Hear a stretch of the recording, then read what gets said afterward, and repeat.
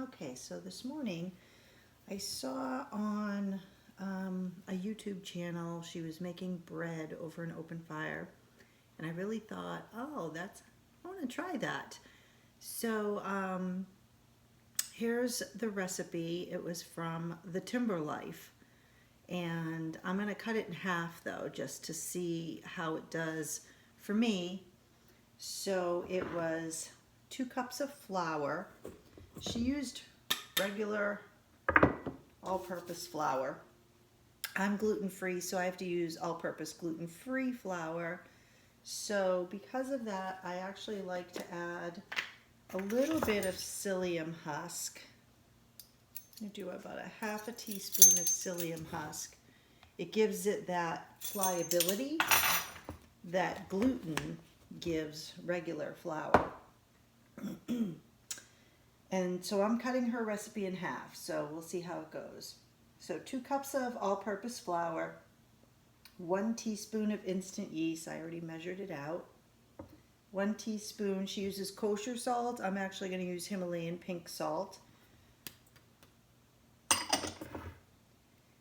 And she mixes it together and then adds, she says 1.5 to 2 cups water. I'm just doing up to 1 cup of water again because I'm doing half the recipe. I'm a slob when it comes to cooking. It gets everywhere. So I'm just going to add a little bit of water at a time.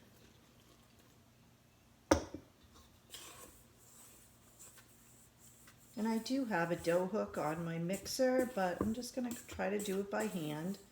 She did it out in the middle of the woods. I want to see if I can, well, obviously I'm not in the middle of the woods, but I'm going to do it on my fire pit.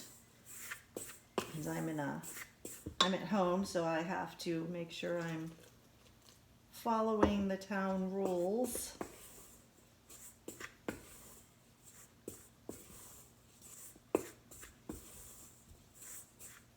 All right, starting to come together. And when you use gluten-free flour, I always find you have to use a little more liquid than any recipe calls for. So hers called for 1.5 to 2 cups with 4 cups of flour. I'm doing 1 cup of water with 2 cups of flour. I might have to add just a little bit more because it's still looking a little bit dry. It's still looking a little bit dry.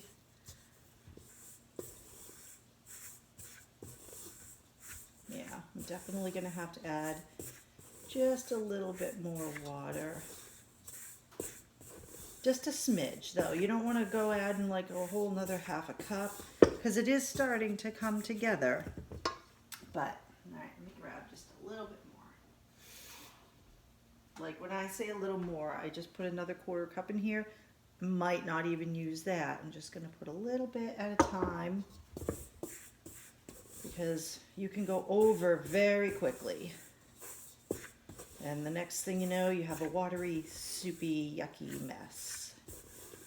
And this is the first time I've made this, so what you see is what you get this first time around.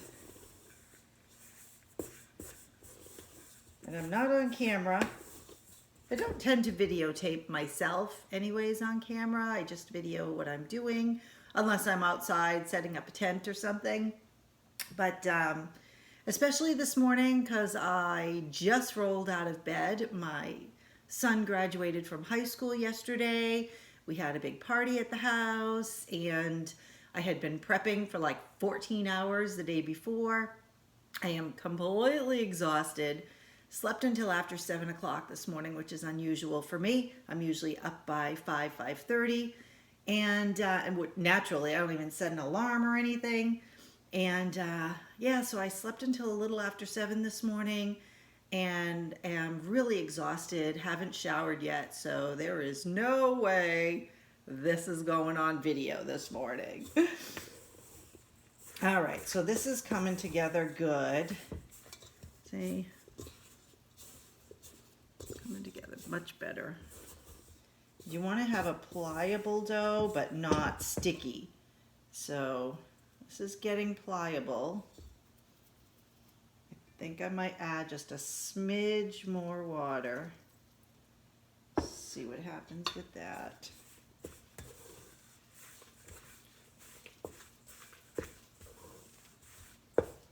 You want it to be, you want to make it so that it's, I'm trying to think of the word. Like if you had a balloon that wasn't super full and it was a little bit squishy, that's kind of the consistency I think that you're looking for. Honestly, I have never had luck with baking bread unless it came from a box, and used my bread machine, but I'm really trying hard to just kind of do things old school.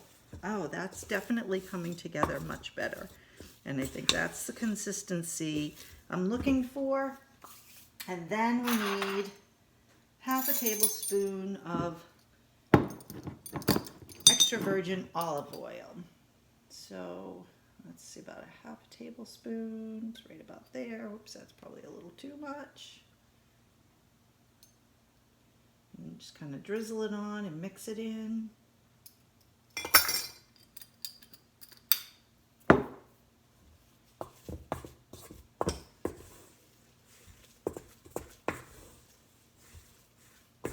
Oh, this is really perfect. Okay. Towel in my hand there, in my ring.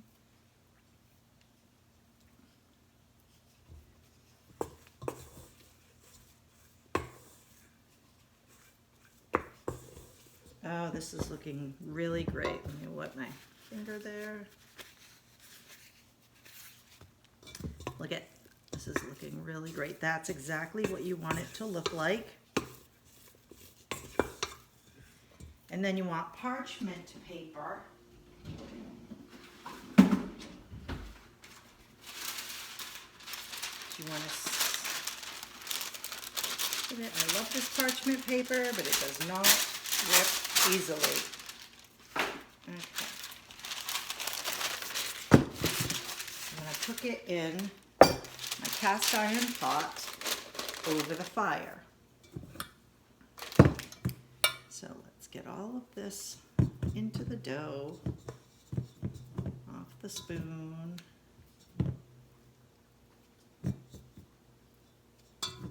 And for those of you who are like, oh, you're using your hands, well, you know what? Cooking is, I love to get into my cooking, and it's just for my family, so yes, I'm using my hands. Dump it right out onto my hand there.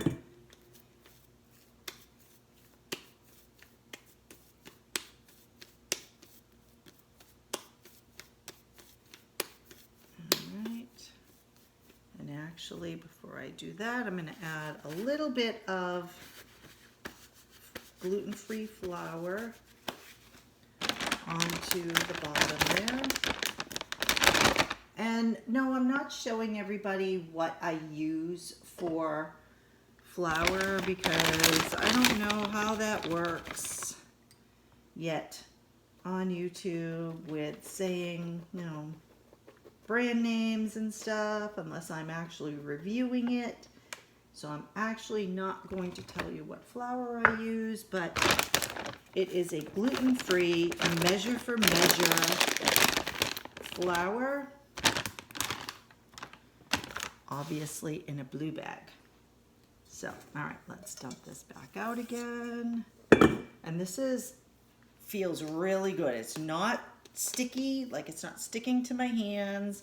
It formed a nice ball, so I floured the surface.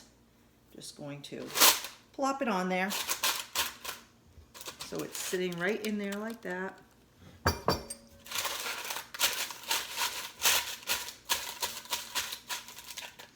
And then I'm going to cover it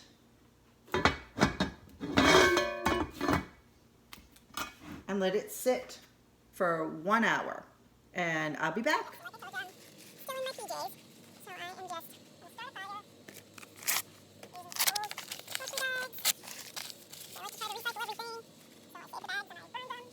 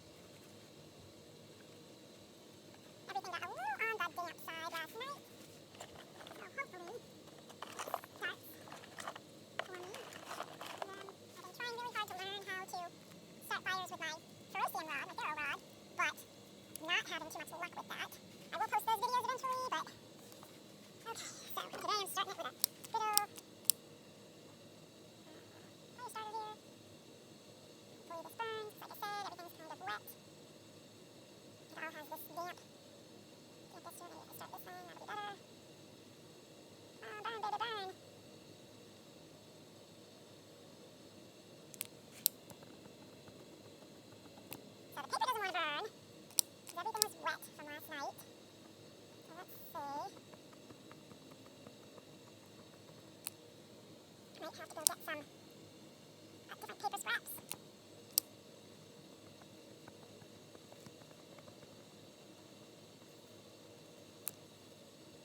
So it might be starting.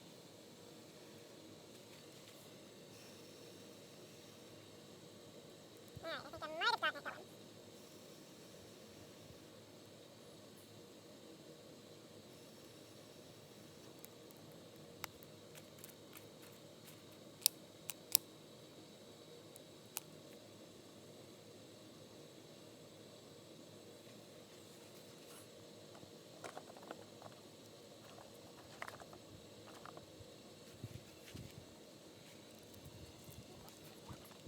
This little piece of birch bark is very dry, so let's see if that helps it out. Alright, I think I got it started.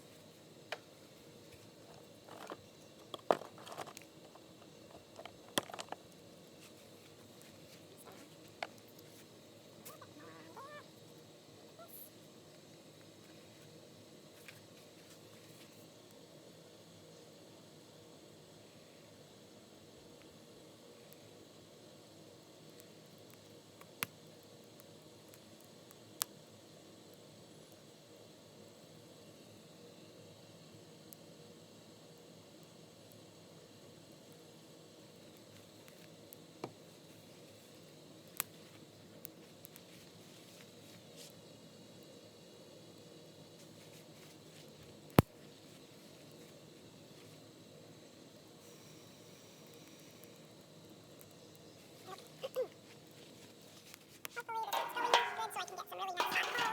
Just gonna leave it for a little bit, and when our bread rises, supposed to give it 1 hour to rise, our dough. And then this, I'll keep working on it, and I should have some nice hot red coals. I'll spread them out on the bottom, and then we'll put our cast iron pot right in there. Actually, it's called a Dutch oven. Cast iron Dutch oven. We'll set it right on the coals, and hopefully we will bake some bread and have some really yummy, crusty bread for breakfast this morning. So I got my fire going, and hopefully by the time the dough is ready to put on the coals, I will have some nice hot red coals. Okay, so my red hot coals, while I was waiting for them to become red hot, they did. They were awesome, and now they're not red hot anymore, but I think this should still be perfect for baking my bread. So my bread did not rise as well as I think it should have, but it rose enough that I'm going to try baking it. I'm going to put that right in the middle there, and just give it some time. And so I'm going to see how my bread came out. I think my fire was hot enough to put it. Nope, it's steaming, but I don't believe it's going to actually cook it, so I might have to go put it in the oven. So here's my bread. I ended up finishing it in the oven, still in the Dutch oven, cast iron Dutch oven. And I started it on 350 in the oven, but after 30 minutes it really still wasn't doing anything, so I switched it up to 400 for another 10 minutes, and it finally got this nice hard crust on it. And as you can see, I already cut a piece off because it smelled so great. I couldn't wait to have a piece. And it was nice and moist inside and crunchy on the outside. I put a little bit of guacamole on top of it, and it was delicious. So in hindsight, I really need to make sure that the coals for my fire are super hot and red, and put some on top of the Dutch oven as well, like she did in the video. And yeah,